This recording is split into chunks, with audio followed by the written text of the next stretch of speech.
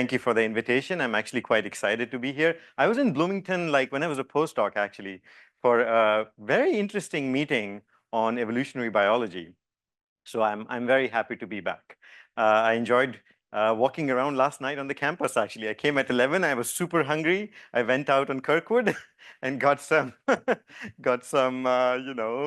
And it was great. It's like a party in this town on Thursday night.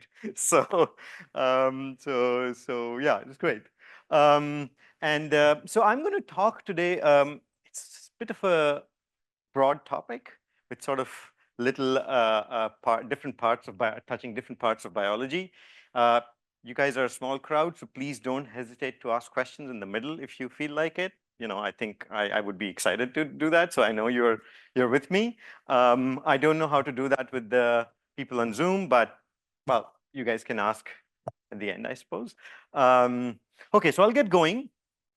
So I'm Sid. I work at Toronto. I'm in physics, and I've been lucky to be part of sort of interacting with a lot of biologists in Toronto. It happens to have one of the biggest sort of hospitals and medical research, and I have sort of find myself gravitating toward it because most theoretical physicists are very opportunist.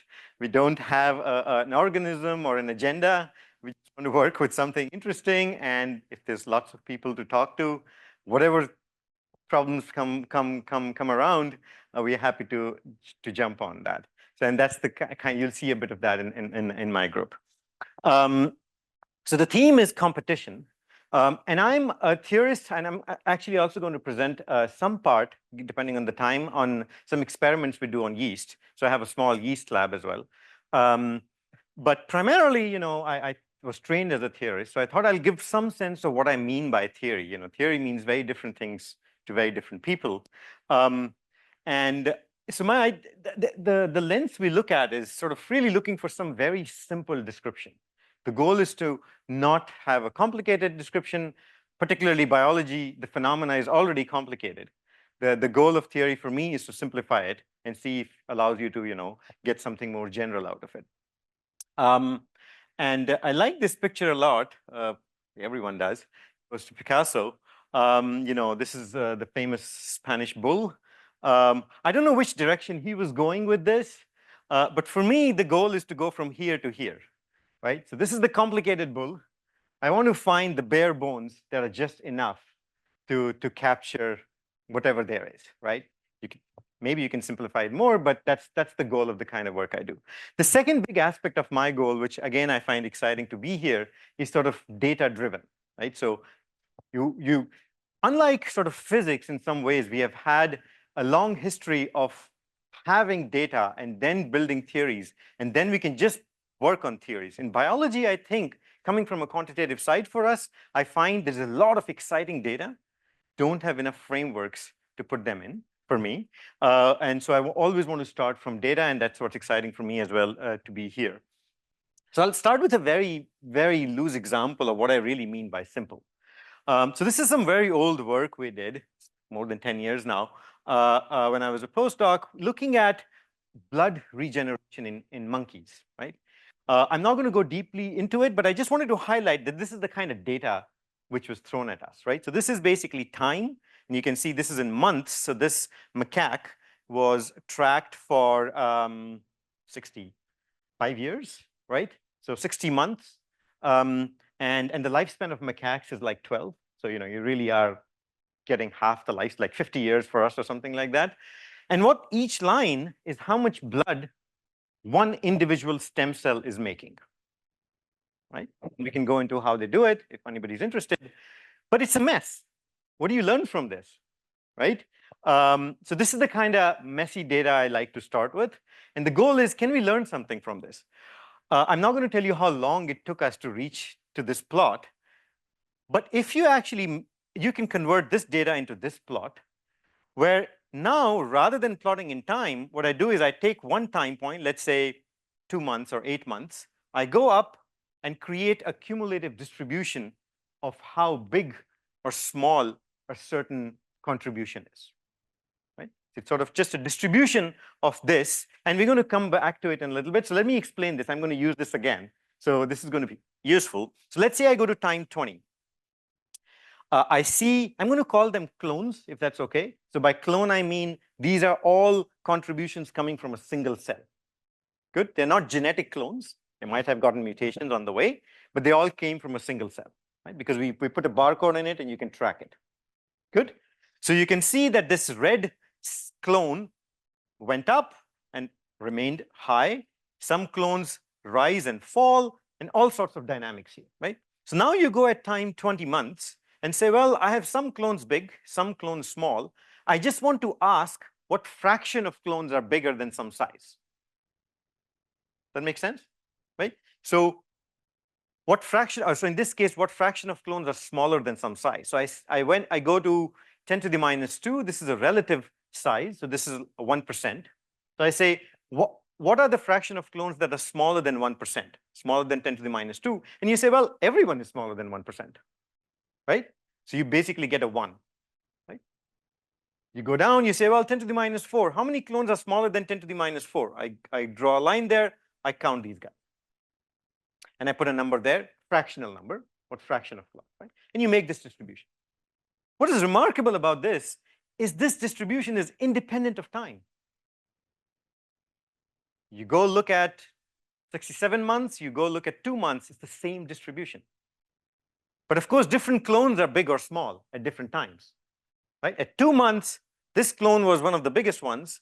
At 67 months, this clone is the biggest one, which was actually tiny earlier on, right? So you have clones going up and down, but you have a distribution which is completely stagnant and stable, right? Now you can do theory on it. Now you can say, well, what's the shape of this? Can I describe it, et cetera, et cetera. Which one? Oh, these are just saying that if this is a model which was basically saying how would it look like if it was just sampling error.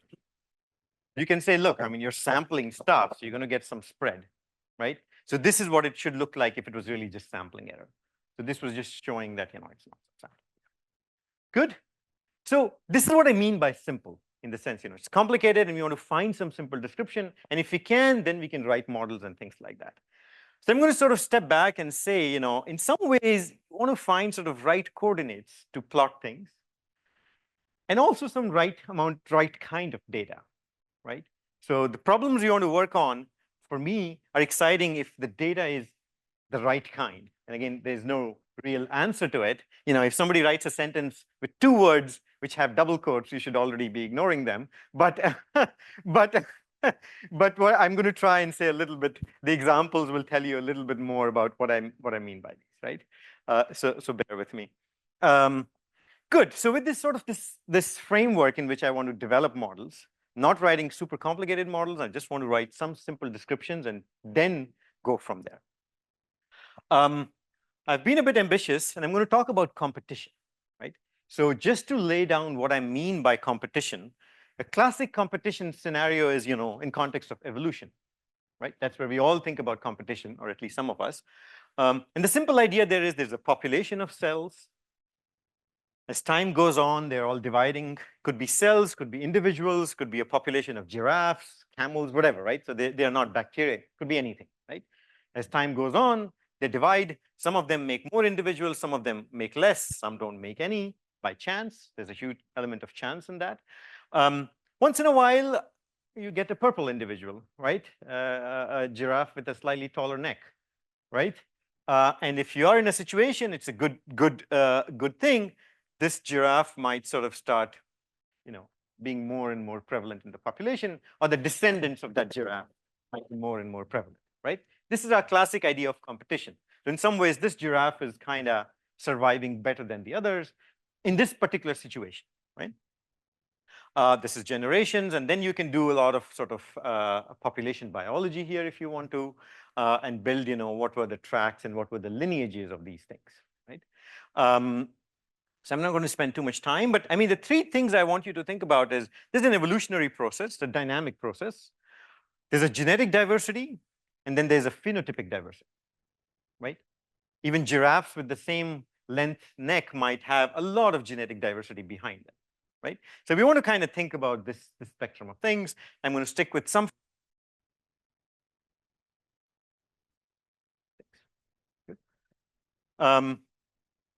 This is just a simulation, I think, I took from this paper, that the dynamics can get very interesting depending on what kind of situation, what kind of models you have. And now we are not, we've all sort of had one experience where we see what this means, in context of COVID, strains coming up, going down, we do interventions, so lots of things can happen.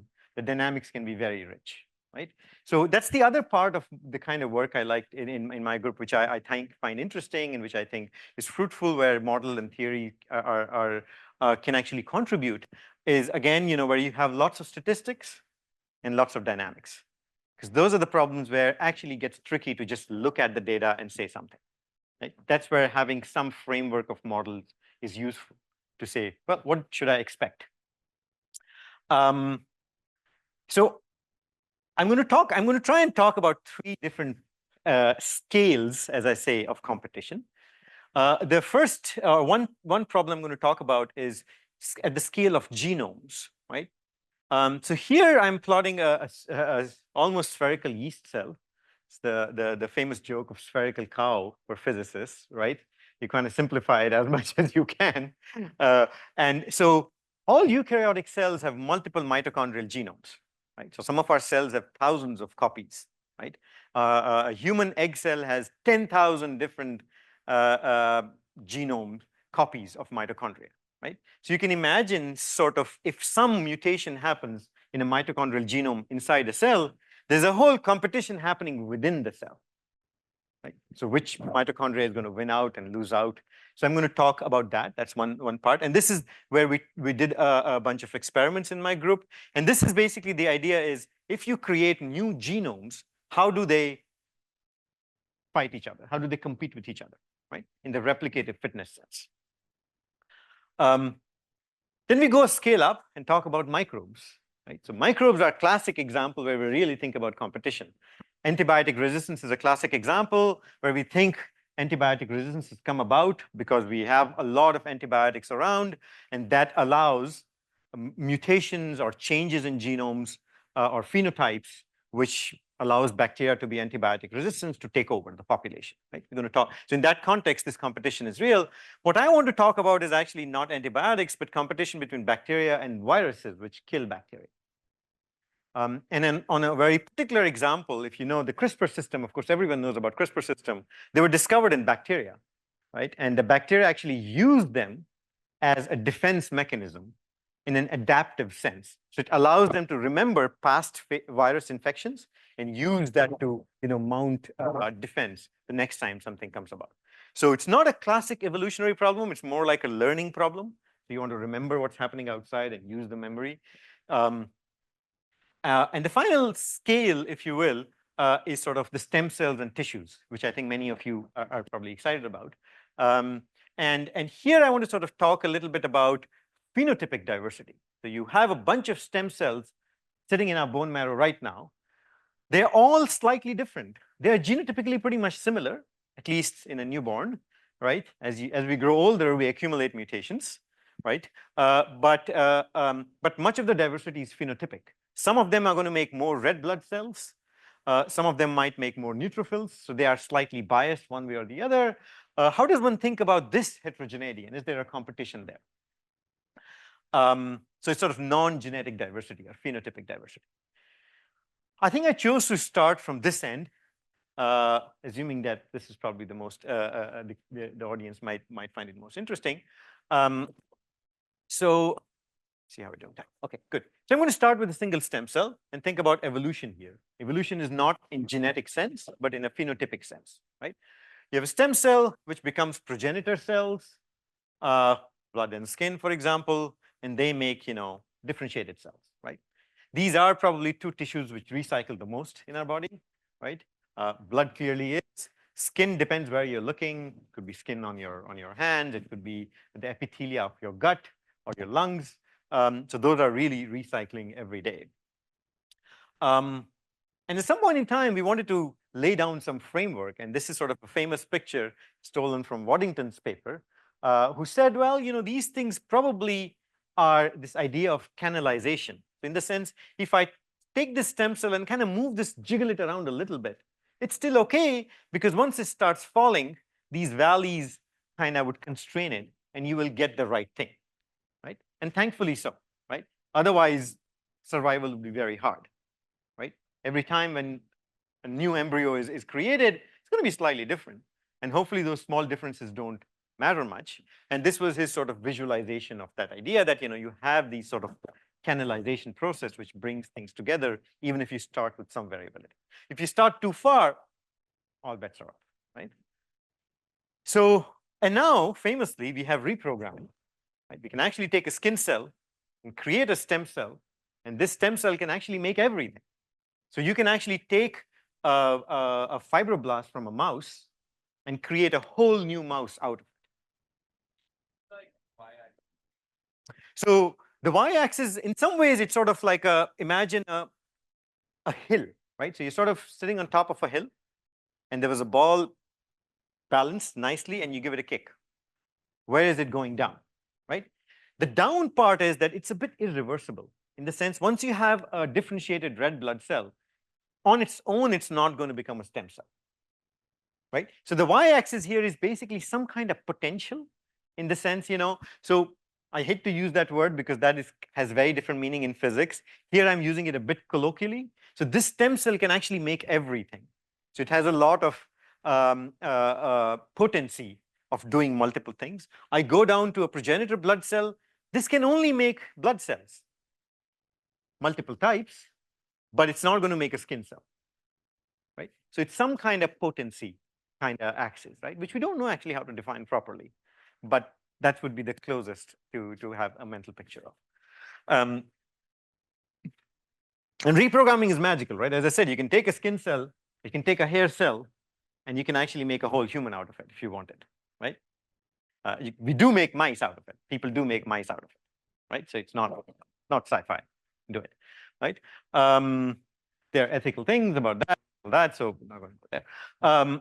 Great. So the question I'm interested in is what is happening to this phenotypic population of stem cells?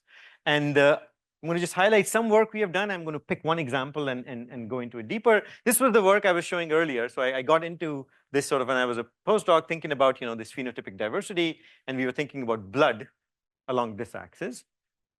This was the example I was talking about. When I went to Toronto, I found a bunch of people who were thinking about reprogramming. And that's an example I'm going to dig a little bit deeper into, and thinking about, how does phenotypic diversity, so if I take not one hair cell, if I took a population of hair cells and I wanted to make a stem cells, are they all very equal making stem cells? Are they different? What's going on there, right? Is there a competition? Is there some good or bad cells? Can we think about that? And of course, that lends very naturally to thinking about tumors. And I'm talking to a bunch of people about tumors later. So I can expand on it, but I'm not going to touch too much about it in this talk. Yeah.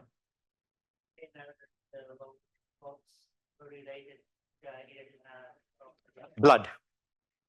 Yeah. So this was blood data. I'm going to use similar idea. So I took some time to explain in this work, and that also fed into this work, which I'm not going to talk about today. I don't know how to think about it. It's a distribution, right? In distribution space, it's some kind of attractor, but yeah. Okay, good. So let's dig into the first one, cellular reprogramming. As I said, it's a fascinating sort of phenomena where you can actually take a skin cell and you just have to give it 4 transcription factors, right? And it's going to turn into a stem cell. The crazy part is, not surprisingly, the efficiency of this thing is super low, right? Not all of them turn. Some tiny fraction of them do, but they do, right? Of course, Yamanaka got a Nobel Prize for it. So if you really think a little bit, it's really a magical phenomena in the sense that if you look at gene expression space, right? So now we have been sort of bombarded with single cell data. So we know that each gene, you can measure thousands of genes that are expressing at some high or low values, right? A skin cell and what this is called induced pluripotent stem cell. So induced because it's not a natural. Pluripotent is the word which says it can make a lot of things. Stem cell, right? So iPSCs. iPSCs and a skin cell or a hair cell you started with are different in like hundreds, if not thousands of genes expression, Right? So these are really far away from each other. So now you take a skin cell and only give it 4 transcription factors, and you want it to reach the other end. It's kind of amazing that it ever happens, and now it should not be that surprising that the efficiency is a bit low, right? So we wanted to understand this phenomena, and the hypothesis in the field was that, look, every cell can do it. They're almost equally good at doing this. Just the chance is so low that you only see some of them. What we wanted to ask is, well, in this skin cell population, are there some good cells which can do it much better? And are there some cells which can't, right? And you can cast it as a very evolutionary problem, right? You can see how sort of that scheme comes into play. And then it may not have one path. It might have actually multiple paths of going from one state to the other, right? So far away, I don't know which paths they're taking, right? And this is some ongoing work, but I think that's an interesting question as well. Good. So what we wanted to ask is really the simple question we wanted to ask is, are there multiple skin cells which are sort of, are these pathways like reprogramming? Is the difference between reprogramming single cells or a group of cells when they're competing with each other, and so on and so forth, right? And there was a standing model in the field which was said, well, it does go through some specific cell states, and we have some marker genes to look at that. Right? So it's sort of 3 or 4 cell states which you can hop through and look at how many iPSCs would you make, right? So you can kind of think about if you were just tracking number of cells in each state, you can kind of write down a very simple way of thinking about it. It switches to a new state, it can divide, it switches again, sometimes some rate, right? These rates could be small and divide, and then you get some population of pluripotent stem cells, right? So you can explain sort of what I'm going to call it the average data, right? But I don't know the differences in what each cell is contributing, but on average, you can ask these kind of questions. But we're not interested in averages. We're interested in contribution from individual cells, right? So how do you do it? You basically put tags on each cell, a population of skin cells where you put tags on them, right? And these are genetic tags. So they go and integrate into the genome. So every cell that comes off of that is going to have that tag. Good? Called genetic barcoding. And now you can just track, you can go at any state you like and find out how many cells have red tag, how many cells have yellow tags, how many cells have purple tag, or whatever color you like, right? And you can create the same kind of distributions as I did for the blood data, right? Asking, well, so this particular state looks like it has 1, 2, 3, 4, 5 red cells, also 5 green cells, 1 yellow, 1 purple. So I can make same kind of distributions as I did for that, right? This process takes this particular protocol. So this was done in collaboration. Sorry, I should mention. So this was work done. Nika Shakiba was doing the experiments. She is now a faculty in British Columbia, UBC in Vancouver. Sophie was a graduate student in physics. She developed all the modeling, right? So it was great sort of theory and experiment collaboration. And so Nika was doing these beautiful experiments, which were very laborious and took 30 days to do them. Now what you can do is at each time point, day 0, day 8, day 14, 24, 30, you can actually measure these distributions, right? These are 10,000 to 50,000 cells, many cells. So know what they do is these are so it's very laborious. They're multiple plates. So every day you feed them, you take them out. Once they become confluent, you put them back into a new one, let them grow, sample a bit, let them grow, and keep doing this. Exactly. Oh, absolutely, tons of them, absolutely. Yes, you're sampling, right? That's the key question, because you sample every day. So you're going to just lose some from sampling. And some because they didn't make it, right? They actually contributed very few. Some which contributed more would be sampled more. And so that's how you can track. You don't get to see all of them. No, they're done, exactly. But yet you see a huge spread. You can see, these are log scales. So you can see factors of hundreds. So we had a huge dynamic range. You can see clones which can be 100 times bigger than the other, right? So not like the blood where we had 6 orders of magnitude dynamic range. Here we still have 2 orders of magnitude, right? These dotted lines are what would happen. These dashed lines is this is how the distributions would look if there was no competition. In the sense, the hypothesis was every cell is equally likely, but there's a chance, right? So the chance model gives you these dashed lines, right? So the first thing was, well, day 0 is good. Everyone looks like they're still sort of just happily very similar. But as time goes on, these distributions become very different. And remember, these are log scales. So when I see this difference, it's a factor of 5. And what you see even more interestingly is that you actually get bigger clones, like by a factor of 5, 10, compared to what you would have gotten if it was just by chance. So some clones are becoming way bigger than the others. So some cells are contributing much, much more than what you would expected by chance. Size is numbers. Size, the number of cells they are contributing. Nothing, it's just numbers. Yeah, because these are changing state. These are iPSCs and these are skin cells, so we wanted to just visualize that. But here you're just counting numbers, right? Because what you're interested in is how many cells does a particular skin cell contribute? Does something contribute more or less, right? Good. So it first says that this idea, which is in the field called neutral theory, everybody is equally good, doesn't quite work out. And remember, these are genetically identical stem cells, right? There's no genetic differences. It's completely coming from phenotype, right? Gene expression differences. Okay. So then we kind of figure out, well, there's a competition going on. Can we write down some competition model, right? And of course, you can say, well, every cell is slightly different, but you can explain the data you have by just thinking of 2 subpopulations. Some cells which do it much better than the others.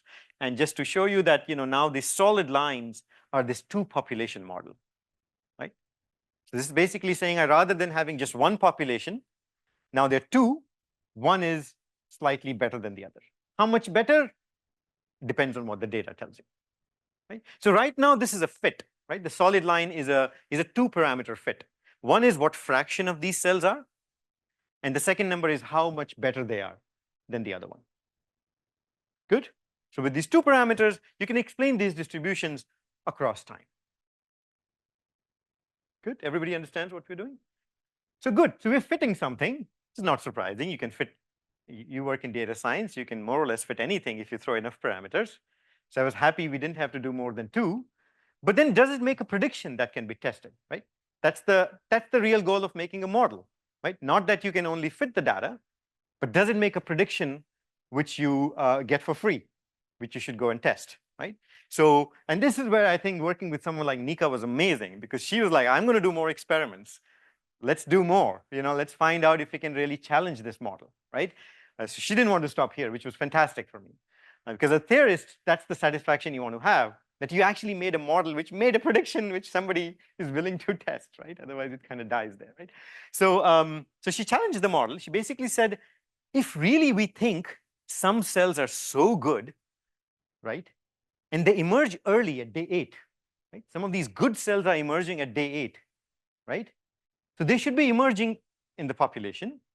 And now I can split the population, and these really good cells should be there in both populations, right? So the same cells should make bigger clones in a split population, if it's not some chance thing, right? So this is exactly what she did. She basically took it, she split it, and asked how correlated things are. And you can see that even at later time points, you have some clones which are big in both of them. Right? This cannot happen by chance. You can quantify this further. You can write correlation. So these solid blocks are sort of theoretical predictions, and these green bars are what experiment gave us. And again, she decided to do on 2 different systems. She got one system which worked very well. She was like, no, let's try one more. And this one didn't do that well, but it's not that terrible. Right? You actually kind of explained this correlation.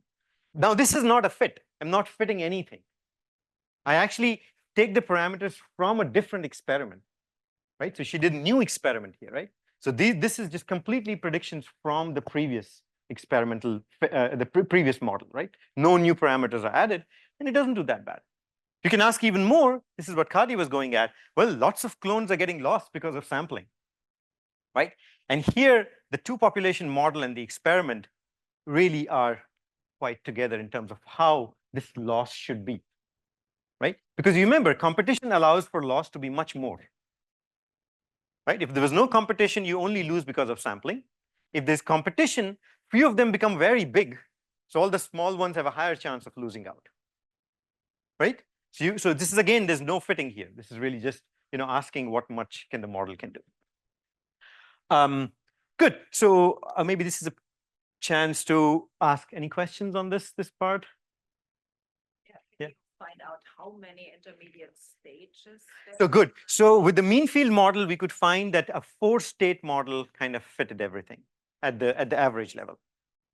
But the question you're probably asking is, what is happening in the single cell space, right? So this is where the outlook of this problem is. This is, we're working with another colleague where they're doing single cell sequencing with barcoding, right? So you can actually track lineages and single cell gene expression together, right? And it's been pretty challenging experimentally for them. Somehow the barcodes don't express, da, da, da, da. So, okay, there's the technical issues, which that's the reason we are still work in progress on this. But the question is, you want to go from skin cells to iPSC, there might be multiple paths. Clearly, some paths are great. Things just move very quickly. A skin cell which can hop onto a nice path makes a lot of stem cells. The other ones kind of just flounder around, right? So these are the kind of questions we want to go into as we develop these ideas. And now, rather than just thinking of where cells are, we want to think about these trajectories, right? And this is something which people also want to do in development, right? And this is where single cell technology has been most powerful in terms of finding the paths of things. So maybe I'll say 1 minute. Yeah, question? The trajectories, like last, I guess, change, like individual changes in gene expression. I don't know the answer, right? So in development, what you see is, like the Waddington's idea, if you get a blood cell, they all more or less go through the same sequence of changes in gene expression to get the blood cell, right? It's very canalized. The nice external cues come at the right times in your bone marrow. Everything works out precisely. It's like a machine, right? Here, it's in a dish. You hit it with 4 transcription factors and you just let it be, right? So it's no reason for them to have this beautiful path. It might be, I don't know, right? There might be multiple paths and things like that. I guess, like, what is the space? Gene expression space. So I take, good. So let me just, so skin cell, I look at, let's say, 100 genes. I go along this path, 5 of them have changed, become high, other 5 have become low. So I get close to it and I keep going along and I see eventually all those 100 have changed completely, right? So there's a sequence of events this thing is going through to go from one to the other in a gene expression space. Does that give you a little more mental picture? Yeah, okay, great. Any other questions? So we're interested in paths, right? So we realized that making paths is not easy, and lots of people work on it. So we also did a bit of work where Spencer, she's a postdoc in the group, decided to kind of go full ML on this. She's like, I'm going to just make this path inference problem done so that once you have the data, we can actually do it. So she just went full ML. She was a physics PhD, and then, autoencoders and variational autoencoders, and I've learned a lot working with her. And the idea here is just making paths. You can now take single cell data and really infer these paths, right?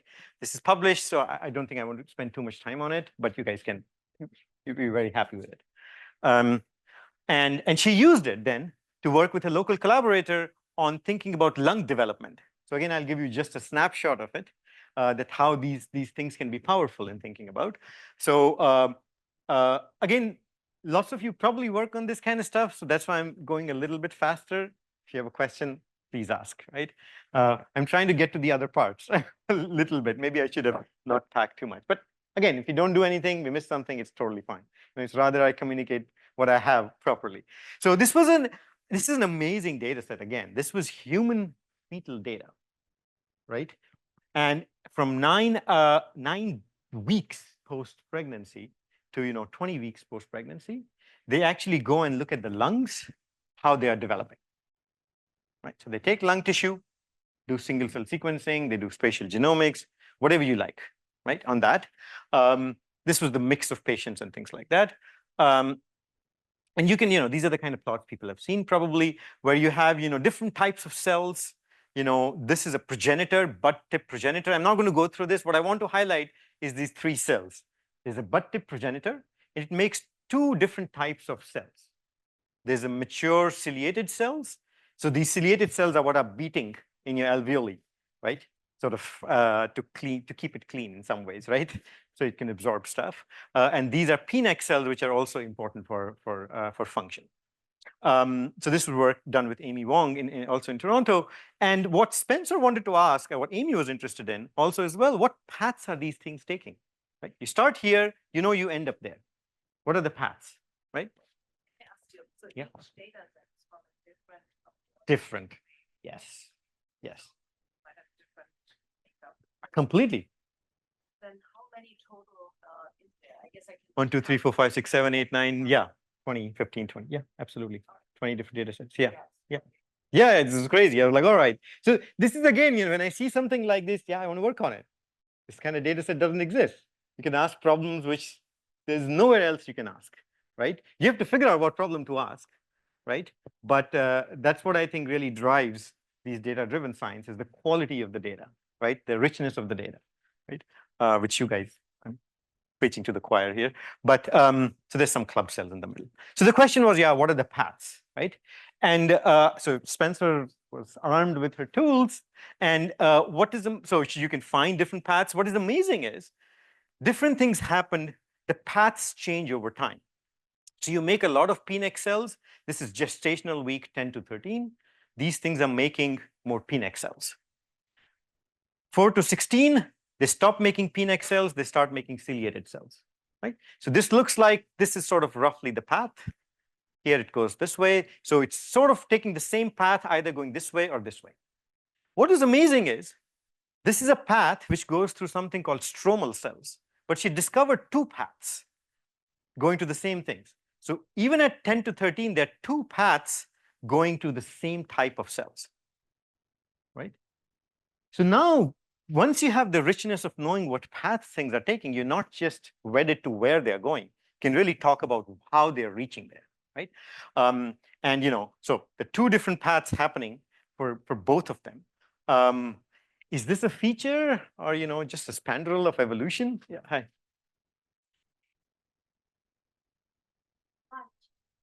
These are aborted fetuses. Completely. 20 different fetuses, right? Absolutely. And this is the power of development.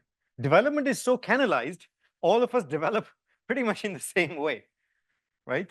Up to this level, right? There's some variability, but that's how development and reprogramming is quite different. Development is completely canalized. That's why we can study flies and talk about humans, right? Not only within human population, it's sort of so canalized that it's many features of it are even conserved across, huge distances in the phylogenetic tree, right? Yeast was used to study for the longest time to study stem cells until CRISPR's came, and now nobody wants to study yeast. It's a sociological question. But again, yeah, are these kind of plastic features, are they sort of really built into the system? So, there's a bit of robustness that if one trajectory is kind of not working, the other one gets you the right cells. Because in the end, you want these cells. Those are the ones important for function. You want to get PNECs and you want to get how you got there. All the intermediate cells are dead in the end. They're not there in adult tissue. So you get to the end point and that's it, right? So maybe you just have multiple paths so you don't get sort of, you get rejigged, you kind of still do it. Or is it some kind of spandrel, evolutionary spandrel, like having I don't know, appendix or something, it's just there. It's not something deep, but it's just there. But you can find it is the question, right? I'm going to jump a little bit to genomes. I feel like I might not get to the microbes, and that's completely fine. I can just say it in one line in the end. But I think jumping from here to here is interesting. Here again, this was happening at the level of cells, thinking of a tissue, right? The lung was a tissue. We're starting to think whole organisms. That work is still completely work in progress. Of course, we can't think of humans. We think of humans in CFAR, but the organism we are going with is a flatworm. a little planaria, which you can chop it up and it regenerates. So it kind of is a fantastic model to really think about what is happening at the whole organism scale. So we're starting to work with this group in Heidelberg, which I got hooked up to when I was spent time there. That's the other great thing about going out and meeting people. You just start new things in that particular way, right? So let's go to genomes. So here I want to think about genome-genome competition, a completely different scale. Within a cell, how are genomes competing with each other? So this is going to be in yeast. So this is mitochondrial genome dynamics in multiple levels. So what attracts me to this problem is if you look at a yeast population and if you zoom into mitochondria, you basically have a multi-level selection problem, right? So you can have cells which has red and black, mutant and wild type mitochondria in one cell. They're competing within, some of the blacks here look more than the red, so maybe the wild type population kind of grew a little bit more. But then, of course, this yeast cell is going to give out progeny. It's going to make babies, right? Little buds, which comes out. And each bud will inherit some red and black dot, right? And depending on their composition, maybe the ones with the black dots might be more fit than the ones which got the red dots. That depends on the external environment, right? For example, the most useful thing that has come out of yeast is bread and wine. For both those situations, you don't need mitochondria at all. You can actually have a cell with no mitochondrial DNA. It ferments beautifully. It makes the alcohol you need, and it's great, right? But if you grow them in glycerol, where they have to do respiration, they would die if they don't have mitochondrial DNA, right? So what is happening at this level is sort of, depends on the environment, as it should. So this is an attractive problem to me because it has a multi-level selection, which is again very hard to find a model system to think about. I think in Drosophila people think about it as well. There were some fly people we were talking to this morning. So in fly ovaries, people think about this mitochondrial segregation as ovaries making more cells. You actually see some egg cells dying because they didn't inherit the right quality of mitochondria. But about the mitochondria, because I don't know these right to take place, but by human you want from the market side. Yeah. To have that patient, can you not have still just commutated mitochondria? You can. But Yeah. it's usual, I mean, what you study, it's usual that can happen. So in yeast, they mutate very quickly. Yeast mitochondrial genomes are much bigger than ours.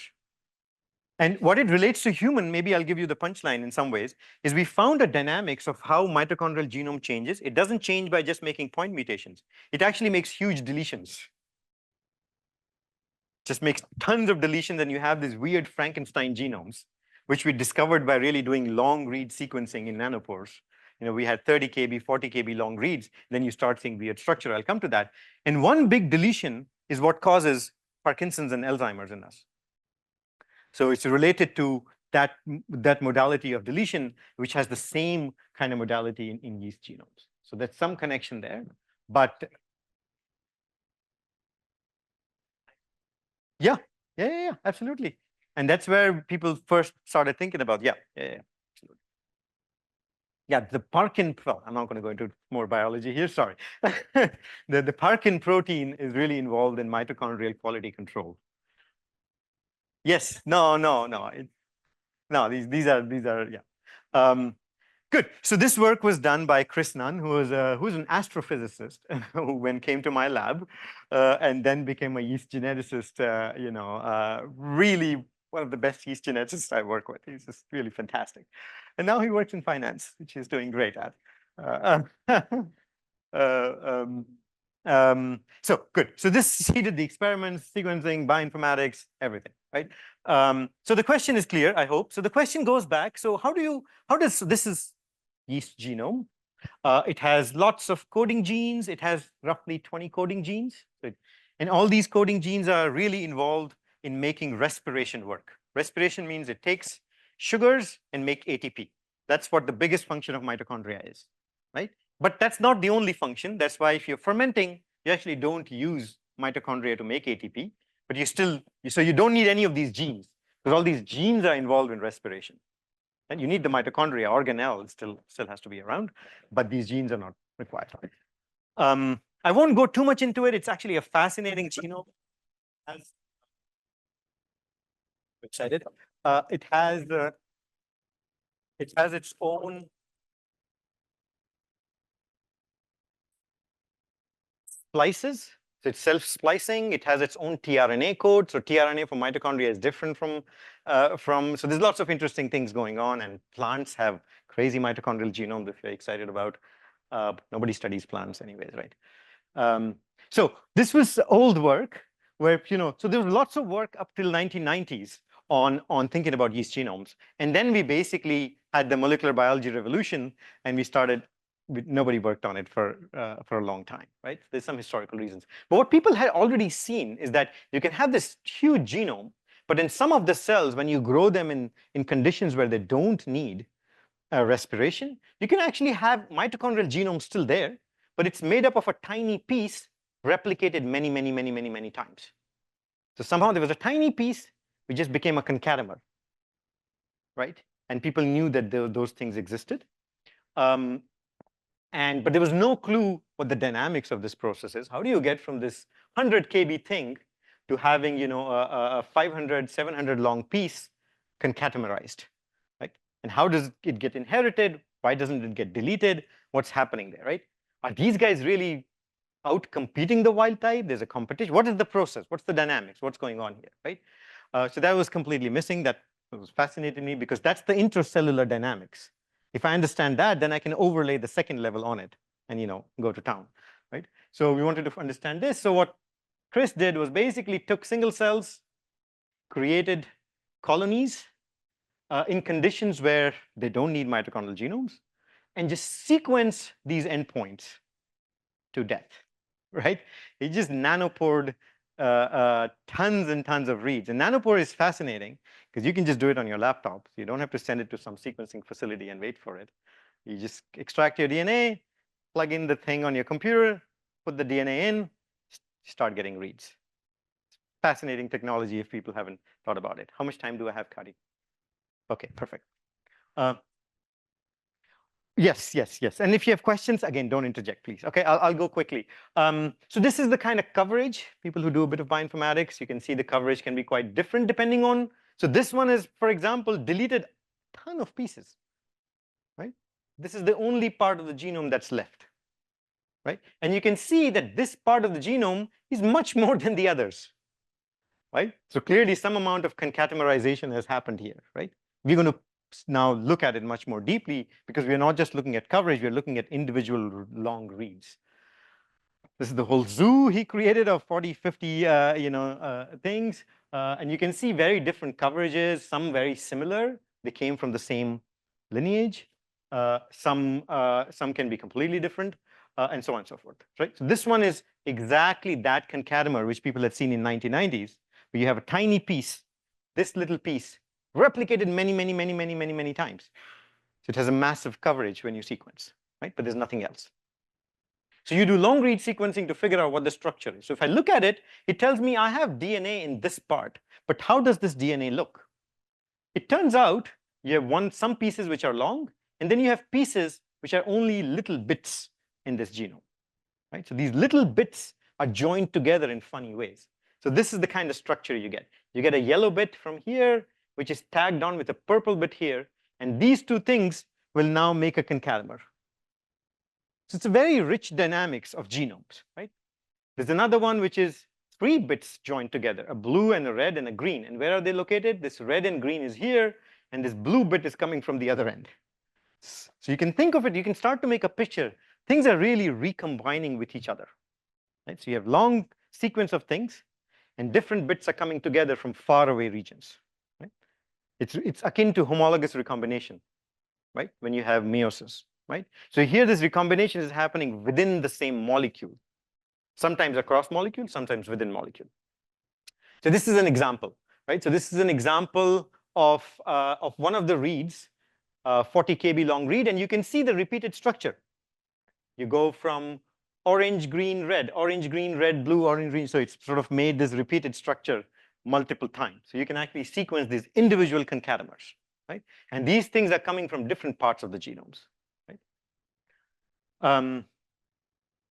So the question for us was, now, so stepping back, I have a lot of these structures, right? I know some of these structures are beating the wild type, right? They're outcompeting the wild type. So what are the features of these structures which give them the fitness, right? That help them outcompete? Again, yeast is magical.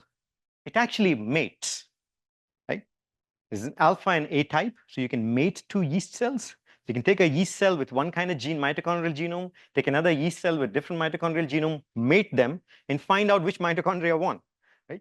So this is the beautiful part, which again, Chris sort of took these individual cells. So now he has cells with these weird mitochondria, right? He can mate them with wild type and figure out how much better or worse they are compared to that. Simple experiment, right? And he found that across his so each dot is his one of those things, like 40 different things, and they're all over the place. You know, some families have a huge range where this is saying the mutant is almost 100 times better, 100% better than the wild type, right? So it's going to beat the replicative efficiency is a factor of 2, right? To some things are only 10% better. Right? And a huge range of it. Now you can ask, well, where does this comes from? You can see that these kind of genomes are the ones which have a tiny piece, which just made a concatemer. And it has taken the piece which really replicates very, very, very fast. So this thing, when you compete with the wild type, it just wipes it out. Right? It sort of has double the rate at which it divides compared to the wild type. You find something else in the same genome. So before it got to this peak, it had this whole huge other stuff. Right? So it has many different types. This thing has this structure, and 10 different structures. This one is not that good at outcompeting. Not surprising, you know, it's just lots of heterogeneity, lots of them are doing different things. But you can ask, well, what are the features? This is great, but what are the features? Can you give me a new mitochondrial genome and tell me how good would it be? Right? That's what you want to do in the end, right? That's the function, right? This is good, this is characterization, this is measurement, but what's the observable? Observable is how good this does. So I know the observable now. Now I need to connect this observable to the microscopic. And I have both. I have the structure. I know how each structure performs. I need to build a model right in the middle, which can make a prediction, right?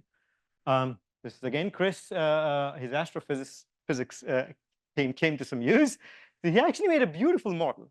This black line is the model, and most of the data really collapses on this. Right? So he can predict now exactly how much fitness each one of them should have. You can clearly see this pool, which we couldn't predict very well.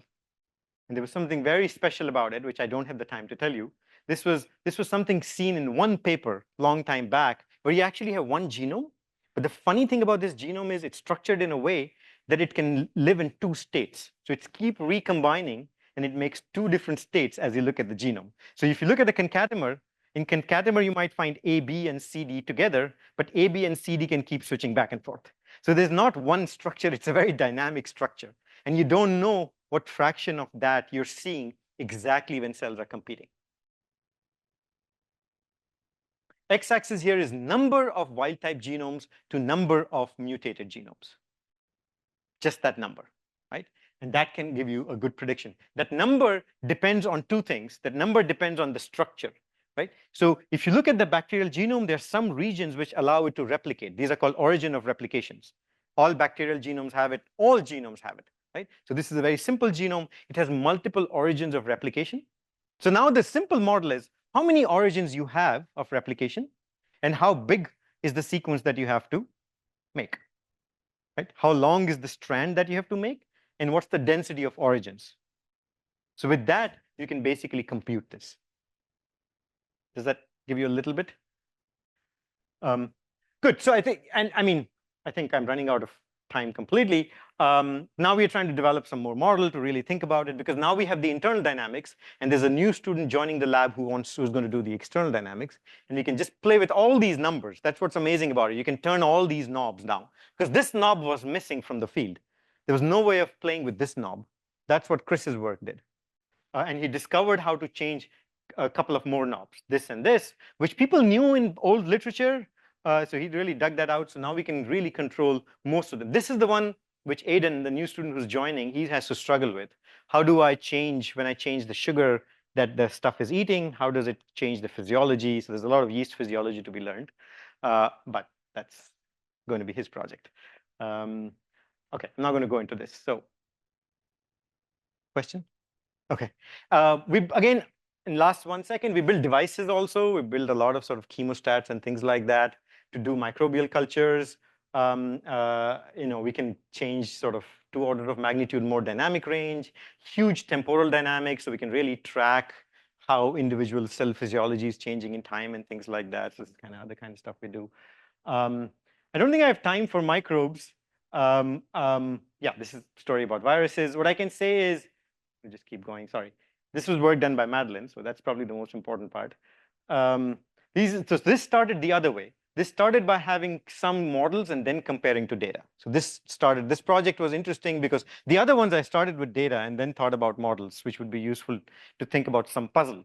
Here we knew the microscopics very well, but we did not know whether they are useful microscopics. So we built a model and then compare to data. So this is sort of our simulations, and this is the kind of experiments, and you can see some features which I don't have time to talk about. And this sort of kind of relates to really things like, you can make phylogenetic trees. So this is adaptive immunity in bacteria, right? And we have adaptive immunity, which allows us to fight flu every year, and also allowed us to escape, or fight COVID to some level, right? So you can see these different trees which look like sort of flu-like and what we have seen in COVID-like, and we can kind of replicate that in very simple models. So I think this might be useful for that. Okay, I should thank, this is slightly older picture. There's Chris here, there's Sophie, Madeline, it's my late colleague Anton. Wei made all these weird devices. These are my kids who have now grown. And yeah, so this is what you do when you have kids. You take your group to a park. So I hope they didn't hate me for it, but I think we had fun. Thank you.